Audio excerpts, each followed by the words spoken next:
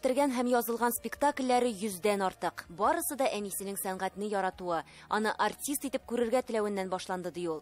Башкортстанның Илеш районы Тәҗәй авылында туа. Ул сугыш башланган көнне әле дә хәтерли. Әткәйнең хәтерлим, күлдән суап килеп барганда, урамда тавыш ишетелде.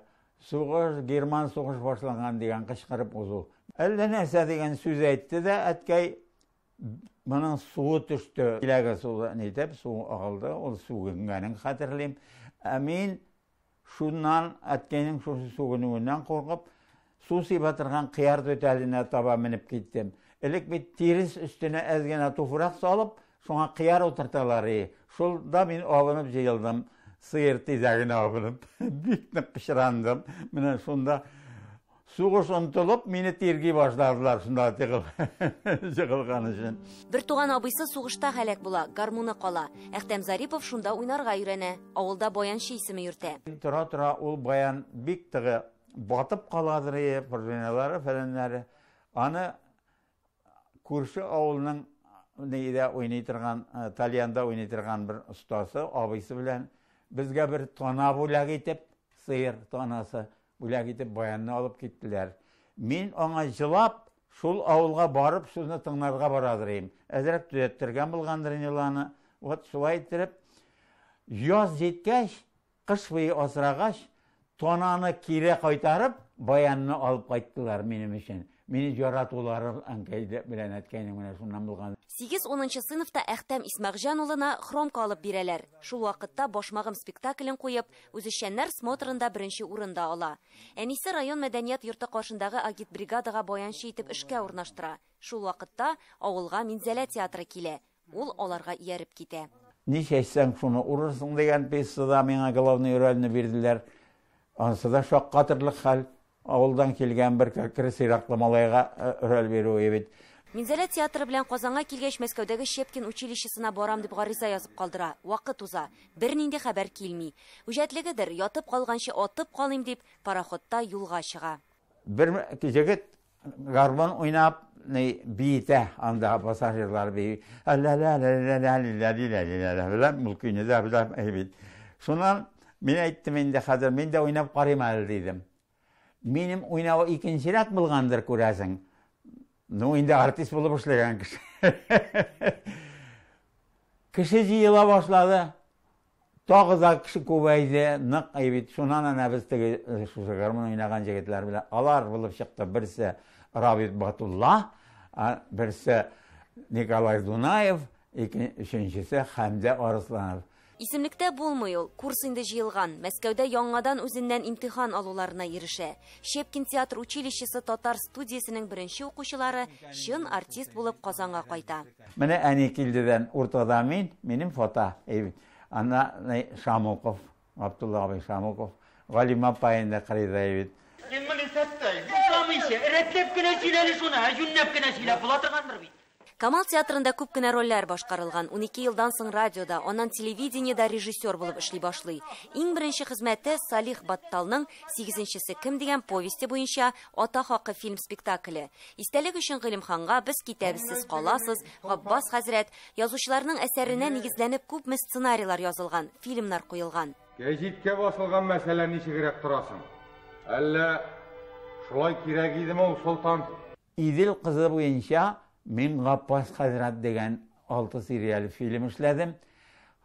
Шуннан соң Гариф абый бу романын Идел кызы дип чыгармай, Гел Габбас хәзрәт дип чыгара. Бу үзе күрсәтә, уже какой-то минем уңышлы булуымны. Иҗаты турында сөйләгәндә әле дә күзләре яна аның, туры сүзле була. Баш режиссер булгач бит инде нитәргә кирәк, тапшыруларга оценка бирергә, сөйләргә, ниндидер җитешсезлекләр булуында күрсәтергә.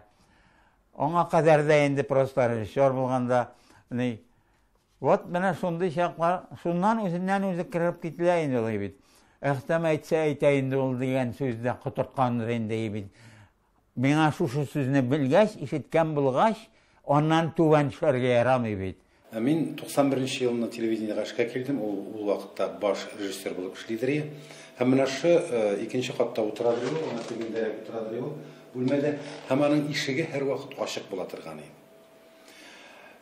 Bir kişiге bir söz әйтмидер юла бит. Булай эше буенча әлбәттә инде бөтен режиссерларга, ассистент режиссерларына һәм ярдәмчеләргә бик таләпчән кеше, чөнки үзе эшенә таләпчән һәм кешеләрдән дә шуны таләп итә торган кеше. Ул шул вакытта синең белән менә шундый дус тәне сөйләшеп тә утыра иде.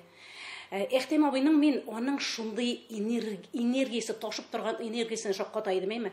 Без ул вакытта бит яшьләр килеп кирдек инде, әйме. Ул менә аңа карап мин шаккатаем, аның энергиясенең шундый күп булуына. Режиссер рецепт бирүче түгел ул. Ул изләнү образын бирүче. Ул вакытта фильмнарны студияда төшергәннәр, декорацияләр ярдәмендә шунда ук фатир күренешләре барлыкка килә, шунда ук кыр басу.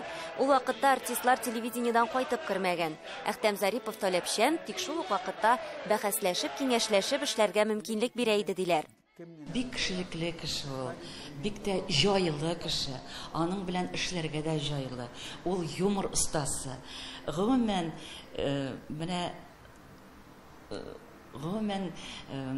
ул иҗатта кайный торган кеше, җанын, тәнен куеп эшли иде ул. Бөтен артистлар белән, аның белән кызык иде эшләү телевидениедә. Менә нинди генә эпизод роль булса да рәхәтләнеп уйныйсың. Чөнки ул атмосфераны куя белә иде артистлар белән. Бу әйбер белән шөгыльләнү турында уем да юк иде. Мин инде икенче больницада ятып кайткач, кызым кеше яллап мине урында заниматься итәдер. Аннан әйтте инде, әйдә әле булай эшлик дип менә моны куйдырды. Станок дип алыйк инде менә. Шушы станокны куйдырды.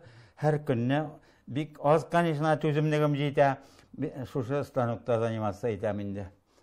Юкса атлый да, йөри дә алмас идем. Аның белән бу хәл улын югалткач була. Яраткан улы бәрәңге базына төшеп, газ белән агуланып үлгән. Хатынының туган көнендә килгән хәбәр тормышны икегә бүлә. Әхтәм абыйга инфаркт була, шикәр авыруы чыга. Бердән-бер шатлыгым, аннан калган улы бар.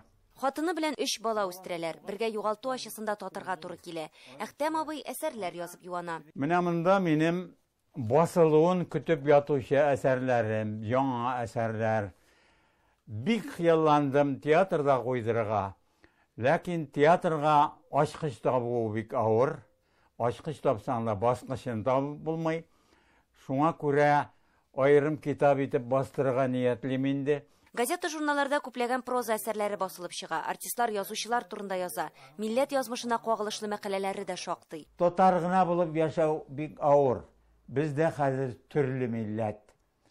Китаплардан кергән, кинолардан кергән, булай иткән холык, гадәтләр, үзгәрүләр шулай итеп, чын татарлык ул хәзер бик кадерле нәрсә. Мин татарны әйтер идем саклый дип, теле һәм музыкасы моңы саклый. Әхтәм Зариповның 2 китабы басылып чыккан. Чырсыз чырыбыз физиологиясеннән артистлар турында. Икенче китабы Өмет булсын юлдашың дип атала. Монда минем куелмаган сценарийлар. Куелу көтеп ятучы.